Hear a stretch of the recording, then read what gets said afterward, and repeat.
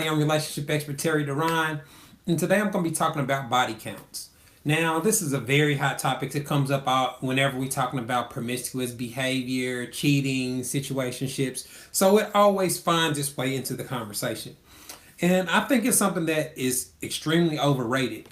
And the reason that I think that is because it's impossible to verify. Nobody has a digital chip that keeps track of every sexual encounter they have. So there's no way for you to verify what a person's body count is. So essentially, you gonna have to believe whatever they tell you. And so how can you place an enormous amount of value on something that you cannot ever prove or verify? That's the fundamental reason why I think it's a waste of time, right? And so people that treat it as if it's this defining factor on whether a person is dateable or not, they seem to have a delusional perspective on reality.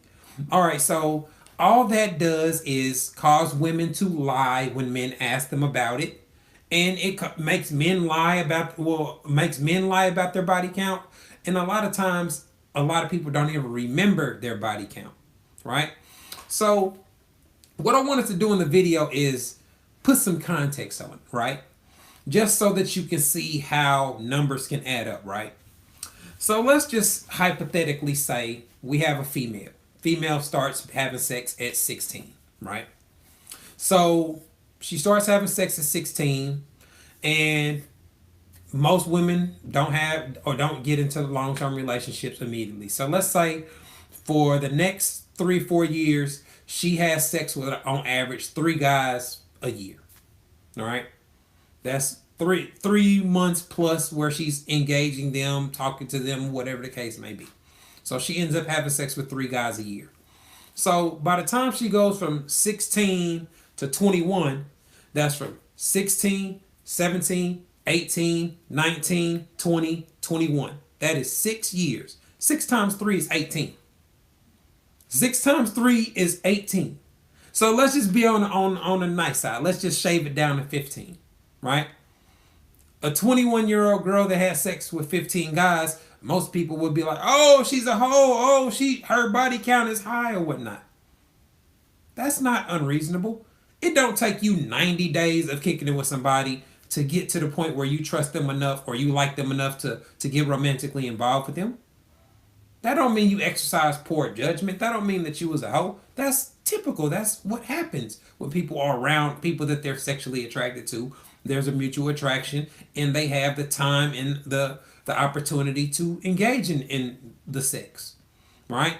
So if we just got to age 21 and that rounded out to be 18, what happens when we check it at 25?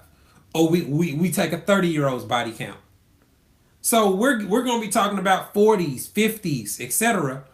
based off a woman going through the normal dating phase, meeting men, going on dates, not just smashing every dude that tries to holler at her, because that's kind of the implication that people give when they say that you have a high body count, right?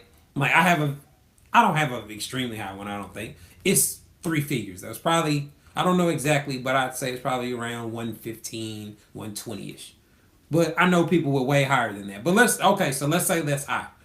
The assumption when somebody hears that is, "Oh, he just stuck his dick in everything that walks," and that couldn't be further than the truth. You know what I mean? Like, I've always been extremely successful with women, so why would I ever have to just pick up any pussy that I can get? I've always been able to sleep with the most attractive women, the most desired women, right? And so now, from a male perspective, some me and my friends, guys like me, men that have the charisma, the personality, the looks, the charm, all the things that it takes to be able to get women authentically. Not having to pretend to be something, not having a lot of women, not having to deceive them. An honest, genuine guy that has his head on straight, and women, even at a young age, can tell he's going to be something. He's putting himself in a position to be a successful man that's popping, right?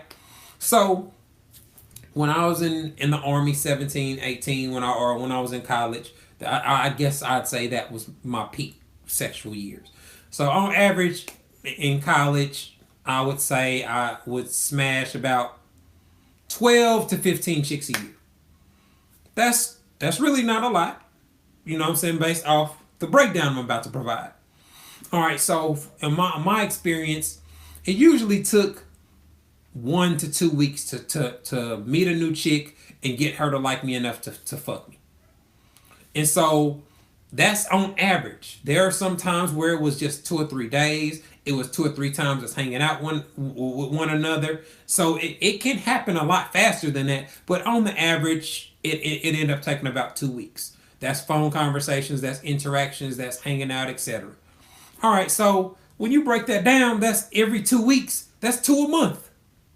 So I'm just off basic interaction and basic, you know, my basic lifestyle. That gives me the capacity to smash 24 chicks. I just said 12 to 15. So that means that I'm not hitting new coochie every 2 weeks.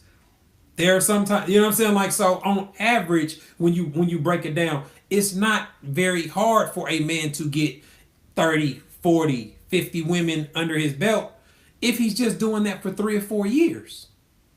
Just 3 or 4 years where you are single, you're a bachelor, you are going out, you going to bars, you kicking it, you in frat parties or whatnot. It's not that difficult for a man to get lucky and sleep with 4 or 5 women in 1 month. It's not a stretch for a guy to even go to All Star Weekend or Freaknik or Daytona Beach or some type of event like that and end up sleeping with 2 or 3 women. If you're living that type of bachelor lifestyle, it's very easy to do. And so that's another reason that men don't typically remember all their encounters, and asking them what their body count is, all you're going to get is a guesstimate anyway. So it goes back to my original point. It's something that you're not going to be able to verify. You know what I mean? And so that's why most people don't ask what your body count is. As long as you are STD free and you getting with somebody and you only sleeping with them, if that's what you agree to do, then it shouldn't really matter how many people you slept with. Because you're not going to remember who you used a condom with, who you didn't. You're going to remember important things, who you got pregnant by, who had an abortion, things, who gave you something, etc. But for the most part, you're not going to be able to recall every single person that you slept with. And so that's why using body counts as this major factor is usually overrated and inaccurate when it comes to determining whether somebody's dateable or not.